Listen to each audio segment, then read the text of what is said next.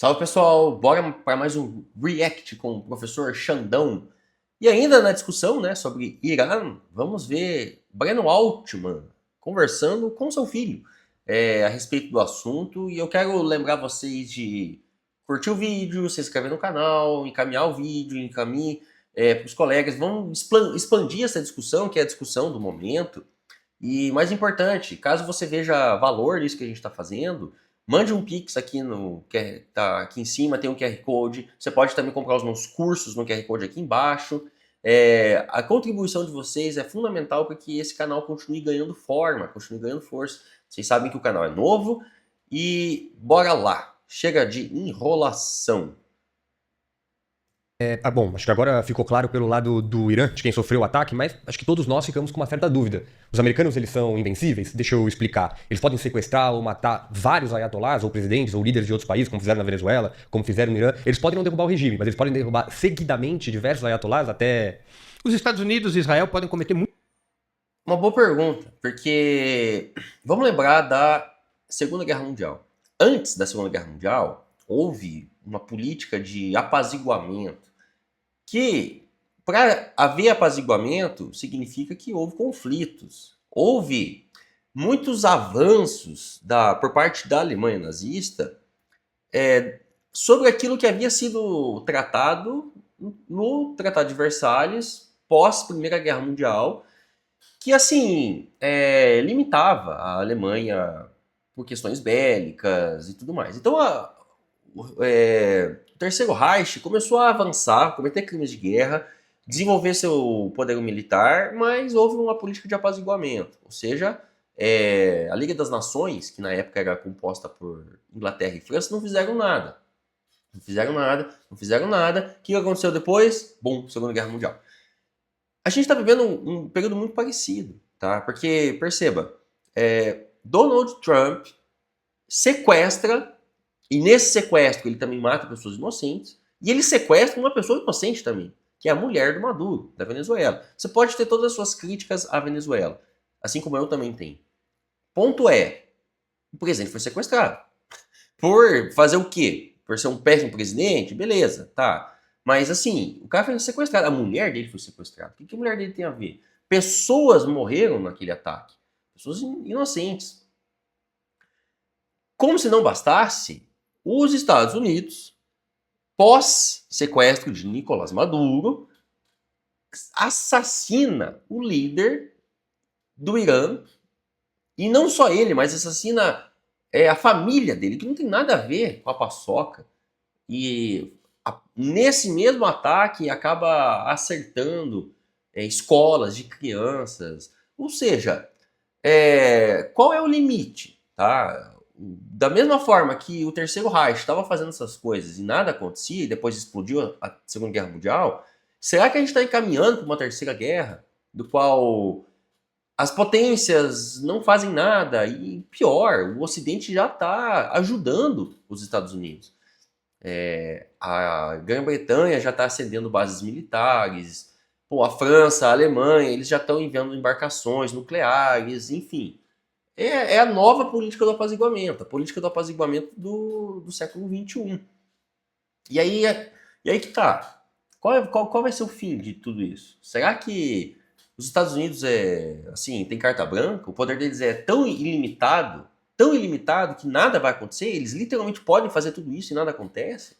Com a Alemanha não deu certo, tá? O Terceiro Reich não deu certo. Muitos crimes. Eles têm força para cometer esse tipo de crime. Matar ou sequestrar líderes. Agora, o problema é que eles se equivocam a achar que isto muda regime. Você falou isso pra mim ou que pessoalmente. isto seja suficiente para derrotar um país e um povo. Isso não é suficiente. A capacidade criminosa dos Estados Unidos e de Israel não é suficiente para mudança de regime no Irã. Por que não é suficiente? Porque um regime não muda porque você decepa a sua liderança ou porque você o ataca militarmente desde fora. Um regime pode mudar em duas circunstâncias. Porque você tem internamente um movimento de insurgência que derruba o regime e estabelece um novo regime. Ou seja, o povo tem que Essa é uma opção. A outra opção, uma invasão. Terrestre, claro. Boots on the ground, como diz. Como feito no Iraque e no Afeganistão. Como diz o Trump, não é? Realmente. Só que invasão terrestre, pro Donald Trump, é o fim do mandato dele. Com certeza. Que imagina só, invasão terrestre significa enviar, né, exército, pessoas que têm família, pessoas que têm as suas atividades. Por mais que os Estados Unidos tenham uma cultura muito militar, guerra sempre é um tema muito sensível, tá? Porque vai morrer gente, e aí vai lá no jornal a mãe que perdeu o filho, vai lá a esposa com um monte de criancinha que perdeu o pai. Ou seja, invasão terrestre é uma via possível, mas talvez a pior para o governo Trump nesse exato momento, que tem extrema rejeição. Tá? Tanto é que a gente tem que aguardar as cenas dos próximos capítulos. A gente vai ter eleições do Legislativo e dependendo da configuração desses novos representantes do Legislativo, da Câmara, nos Estados Unidos, o Donald Trump com certeza pode sofrer impeachment. Por conta de tudo que ele está fazendo, ele tem muita desaprovação, tá? Mas isso também vai depender de outros fatores, inclusive a escalada dessa guerra, inclusive se pode acontecer uma guerra civil ou não nos Estados Unidos. Existe uma chance, tá? Uma possibilidade do Trump estar querendo justamente provocar essa guerra civil para instaurar um estado de exceção, e aí não tem eleição, e aí ele se torna um ditador. Mas o fato é que essa via de invasão por terra no Irã para mudar o regime é uma péssima escolha para os Estados Unidos. A outra escolha, que seria justamente provocar lá dentro do Irã, do próprio povo iraniano, rebeliões, revoltas, para eles querem trocar o regime, essa é uma possibilidade que seria mais realizável. No entanto, os fatos estão nos mostrando, e esses fatos eles estão ancorados na história, de que a história do Irã, sempre quando há intervenção, o povo acaba se unindo ainda mais. E isso não acontece apenas no Irã. Isso é uma tendência meio que global. Portanto, a gente estava vendo protestos no início do ano, sangrentos, e aí havia discussão se tinha infiltrado ou não, e blá blá blá. O fato é, aqueles protestos, eles não tiveram força suficiente de acabar com o regime. E agora os Estados Unidos atacam, e a partir desse ataque, a força que aquele protesto tinha em alterar o regime, em criticar o regime, se esvanece cada vez mais. Porque o povo iraniano foi atacado. Então a Guarda Revolucionária, a população... Você acha que tem alguém lá satisfeito com os Estados Unidos? Poderia ter gente puta com o regime. Mas entre escolher o regime e Donald Trump, é óbvio que eles estão escolhendo o regime. Tá entendendo? E esse é o ponto. E esse é o ponto que o Breno Altman tá tratando. Você não troca o regime simplesmente fazendo uma intervenção dessa. Porque uma intervenção dessa pode representar para a população que você é um inimigo ainda pior, ainda maior. Tá bem? Botas no solo, com soldados. São essas duas possibilidades de mudar regime. Repito, insurgência interna ou invasão por terra. Invasão de infantaria, de soldado. Nenhuma dessas duas coisas está em curso. A primeira não depende dos Estados Unidos. Os Estados Unidos ficam passeando junto com Israel com o filho do Shah Reza Pahlavi como alternativa. Para quem não sabe, explica para o nosso público. O ditador anterior. O Shah Reza Pahlavi era o chefe da dinastia Pahlavi. Né? A dinastia Pahlavi ela se inicia no início dos anos 20. A dinastia Pahlavi foi uma das tiranias mais brutais que o mundo já conheceu. Esse é um ponto, porque quando as pessoas vão falar do Irã, antes da Revolução, as pessoas tendem a falar, né, o senso comum aí, traduzindo os otários, de que o Irã era bom antes, porque as mulheres andavam de biquíni. Não. O Irã era bom porque eles eram cristãos. Esses são os argumentos. Argumentos muito inteligentes, né? Só que eles apagam o fato de que esse regime do Shah era um regime extremamente corrupto. Era um regime que também perseguia os opositores políticos, tal qual essa teocracia fundamentalista dos ayatolás. Tanto eu estou falando verdades que elas se provam, verdades na materialidade da história. Houve uma revolução para acabar com o Shah, tá entendendo? Se fosse tudo bom, não ia ter revolução, tá entendendo? Ou seja, não há legitimidade pelo povo iraniano da sucessão do Shah, que não mora na Pérsia há anos, não mora no Irã há anos, eles nem falam mais persa, não falam mais o farsi, tá entendendo? Esses caras vão falar inglês. Imagina, chega lá o novo líder falando inglês, tá entendendo? Então, esse representante do Shah é um representante viável, possível para os ocidentais. Para os Estados Unidos seria maravilhoso. Mas o povo iraniano não se vê representado num cara desse, velho. Jamais. Tá entendendo? Profundamente associada aos Estados Unidos e ao Reino Unido, a dinastia Pahlavi, o exército e os Estados Unidos, em aliança com o Reino Unido, derrubaram um governo democrático em 1953. A dinastia Pahlavi se tornou ainda mais tirânica, e foi contra a dinastia Pahlavi que ocorreu uma das mais gigantescas rebeliões populares da história, em 1979, com a vitória da Revolução Islâmica. Então, o filho do Shah Reza Pahlavi, ele é um representante dessa tirania associada a Israel, associada aos Estados Unidos, Vive nos Estados Unidos, né? vive nos Estados Unidos, historicamente associada ao Reino Unido. Ele representa tudo o que foi derrubado pela Revolução Islâmica. Parece que ele duraria pouco lá no Irã. Então, os Estados Unidos, claro, eles impulsionam grupos separatistas no Irã, Manifestações. impulsionam grupos de oposição, mas eles não possuem força para transformar isso num movimento de real alternativa, um movimento de insurgência que estabeleça uma real alternativa de regime. Eles tentaram, nos protestos que ocorreram entre o final de dezembro e início de janeiro, eles armaram, treinaram, financiaram grupos separatistas, especialmente aqueles que estavam em regiões fronteiriças, grupos que recebiam armas de Israel, da Arábia Saudita, até do Paquistão, não é? Mas foram derrotados. Galera, isso acontece, tá? Eu não tô querendo assumir a tese, abraçar a tese assim por completo de que todos os manifestantes ali eram financiados pelos Estados Unidos, pelas potências ocidentais. Não chegou a esse ponto. Mas fato é que essas potências ocidentais, principalmente os Estados Unidos, financiam grupos para que esses grupos influenciem a política, moldem a população dos países do capitalismo independente para atender os interesses dos países do capitalismo central. Por exemplo, os Estados Unidos. A gente sabe que isso acontece no Brasil, tá? Porque o que explica, por exemplo, o Sérgio Moro e Deltan Dallagnol vazarem informações das investigações da Lava Jato para autoridades americanas? Ano passado, teve um lazarento, que eu não vou nem falar o nome dele, que também foi pego com um passaporte diplomático americano. Tá entendendo?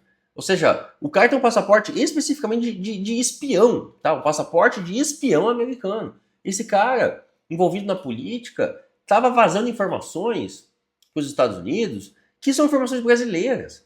Por qual motivo alguém faria isso? Simplesmente por ideologia americana, porque o cara gosta dos Estados Unidos, porque ele chupa o pinto dos americanos, somente por isso? Ou tem grana envolvida? Ou tem algum interesse maior envolvido? Né? O mundo tal qual a gente entende hoje é um mundo movido por dinheiro. Tá? E se tem dinheiro no negócio, as pessoas fazem tudo. As pessoas vendem a mãe, as pessoas vendem o bebê recém-nascido. As pessoas colocam o bebê recém-nascido na UTI na propaganda para vender curso. Tá entendendo? Então, assim, existe esse rolê. Potências imperialistas financiam grupos para causar discórdia em outros países, para que esses países atendam aos interesses das potências imperialistas. Isso é um fato, tá? E que obviamente estava acontecendo no Irã. Foram derrotados. Então, os Estados Unidos não possuem essa carta interna. O fato de terem entregado o Prêmio Nobel da Paz para a opositora do Maduro na Venezuela, meu Deus do céu, cara. Qual é o nível de lucidez numa decisão dessa? Tá entendendo? O que, de novo, prova que esses prêmios internacionais, direito internacional, ONU, isso aí é tudo uma piada. Isso aí é o que os Estados Unidos, os líderes dos Estados Unidos decidem, escolhem o que eles querem, nada mais. Eles imaginaram, eu acho que eles imaginaram piamente que a morte do Khamenei levaria a uma grande ebulição interna, que a Guarda Revolucionária seria obrigada a reprimir massas e massas populares, e nada disso aconteceu. As massas populares foram às ruas. Essa é uma discussão boa também. Existe método na loucura de Donald Trump? Referência a Shakespeare, Hamlet. Mas assim, porque não é possível que o alto escalão militar dos Estados Unidos não tenha conhecimento dessas coisas que a gente está tratando aqui. É óbvio que eles sabiam disso. Será que eles esqueceram que o Irã, eles são os herdeiros do Império Persa, Aquemênida, que foi o maior império oriental da antiguidade? Será que eles esqueceram de tudo isso? Será que eles não leram livros de história para entender que não se causa mudanças de regime igual eles estão tentando fazer? Sabe? Como é que eles chegaram nesse ponto? Será que eles foram tão inocentes assim?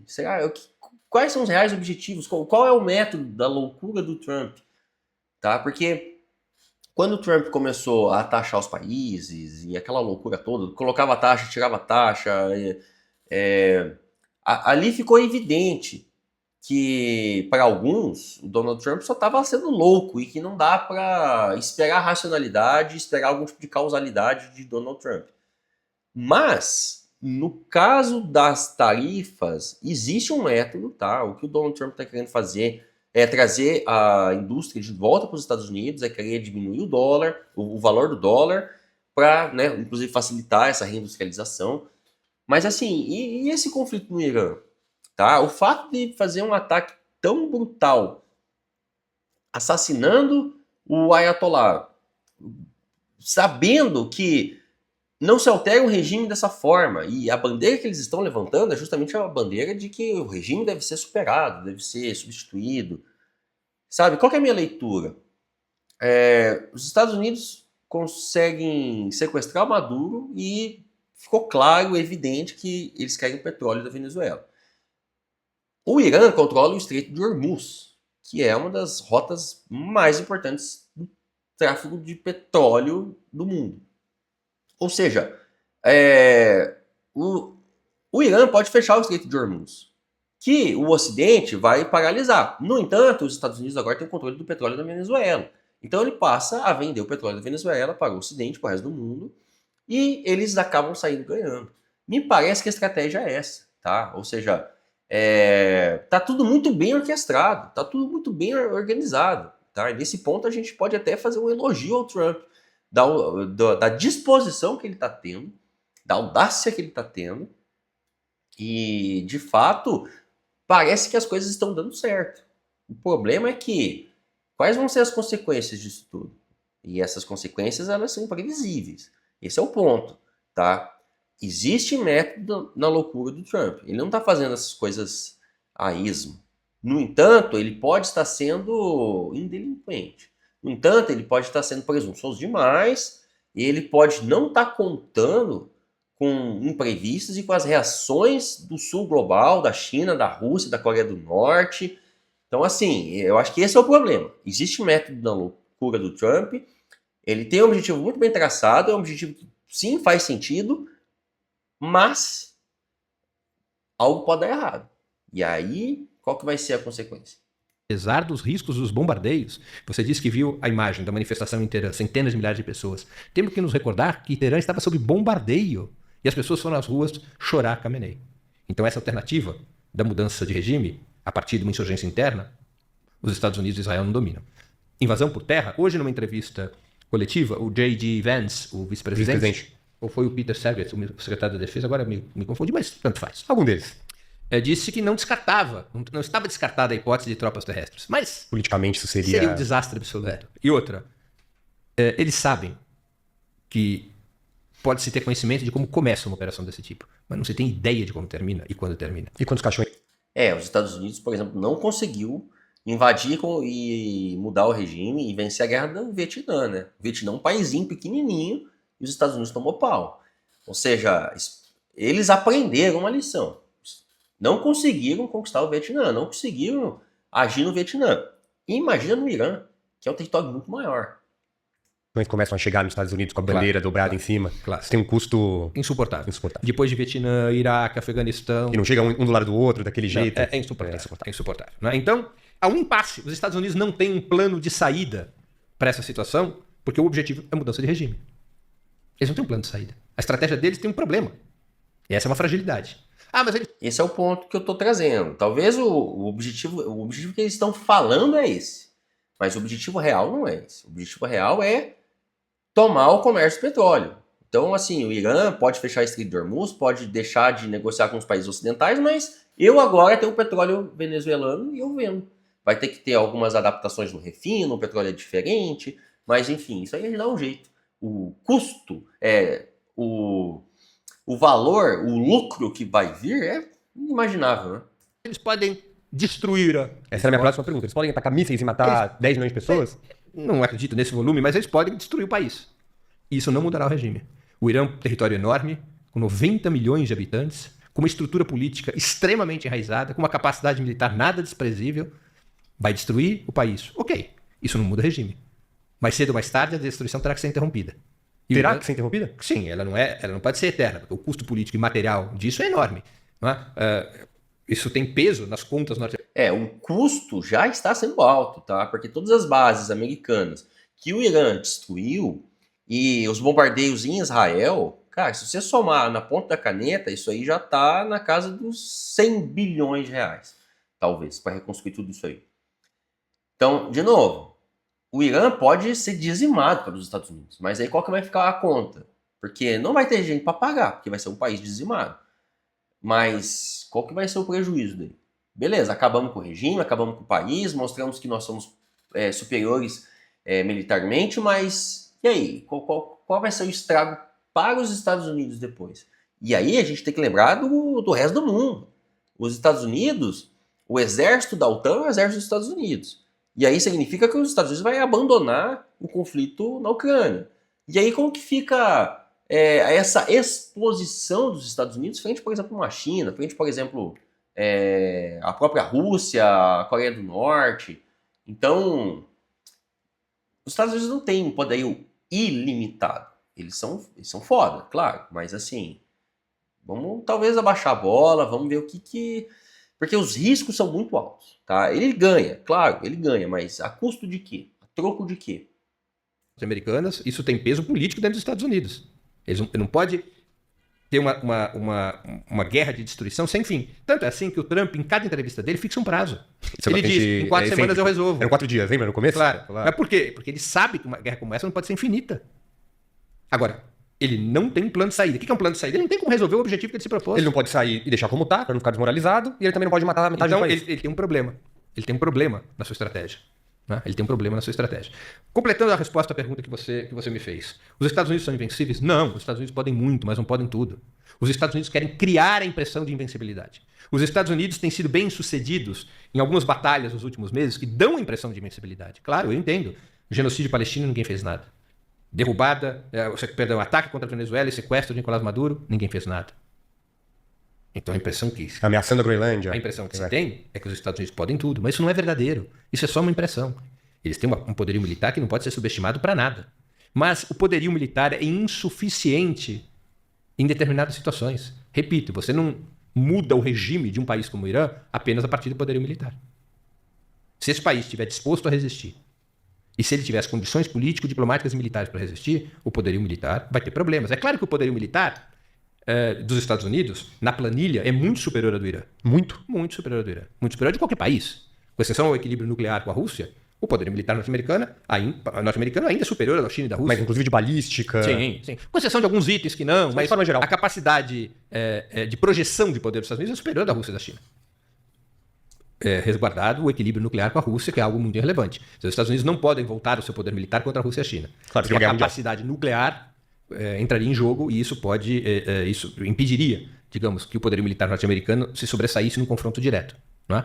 Mas a capacidade de projeção de poder dos Estados Unidos, de poder militar, é superior à da Rússia e da China. Ainda é, pelo menos, superior. Não é? Os Estados Unidos têm controle naval, têm superioridade naval, para você ter uma ideia. E um fato que, para mim, é o mais decisivo na superioridade americana, não só em termos militares, tá? Mas principalmente isso acaba caindo em questões militares.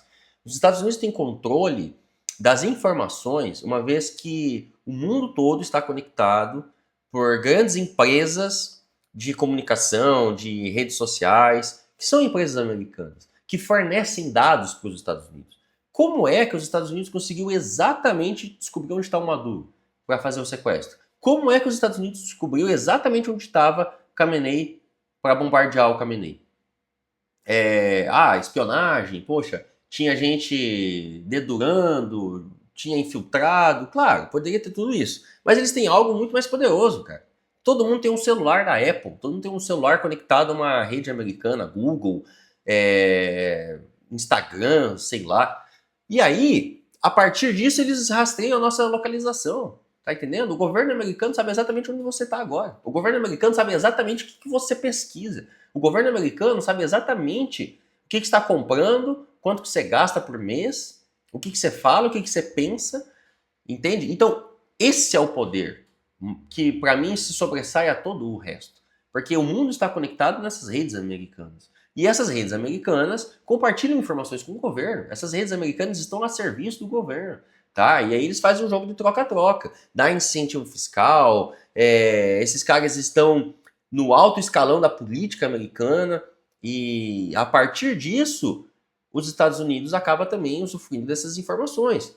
Entendeu? Portanto, essa discussão sobre soberania digital também é uma discussão, assim, extremamente urgente. Por exemplo, todos os dados do Brasil não ficam armazenados no Brasil. A gente não tem data center local. E o pior, o governo Lula está querendo trazer data center americano para armazenar dados dos brasileiros que não vão ficar com o governo brasileiro.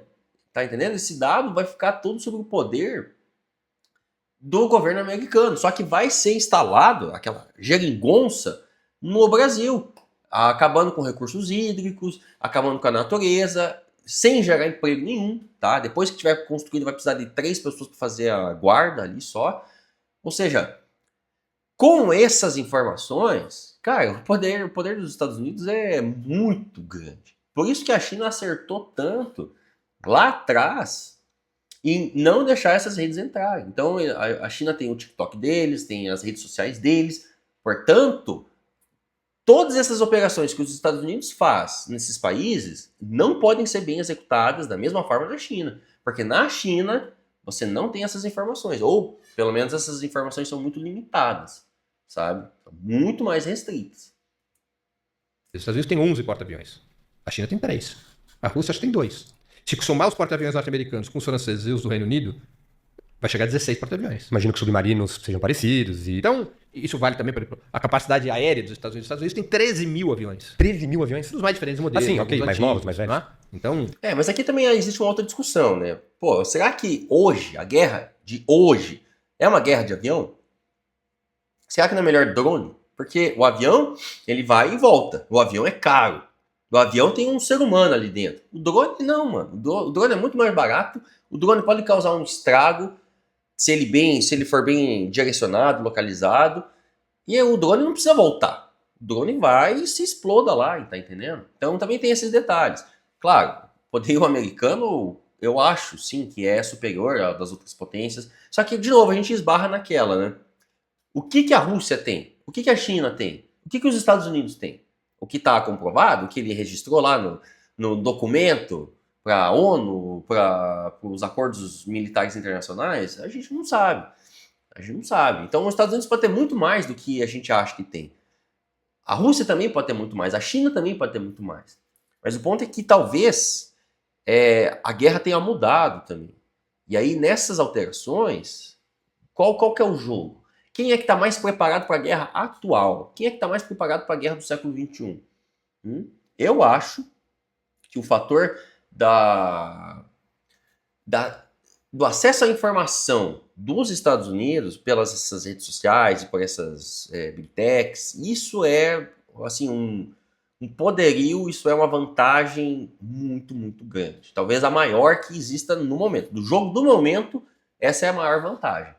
Mas os desdobramentos desses conflitos, a escalada desses conflitos, a gente vai ter que descobrir acompanhando as cenas dos próximos capítulos.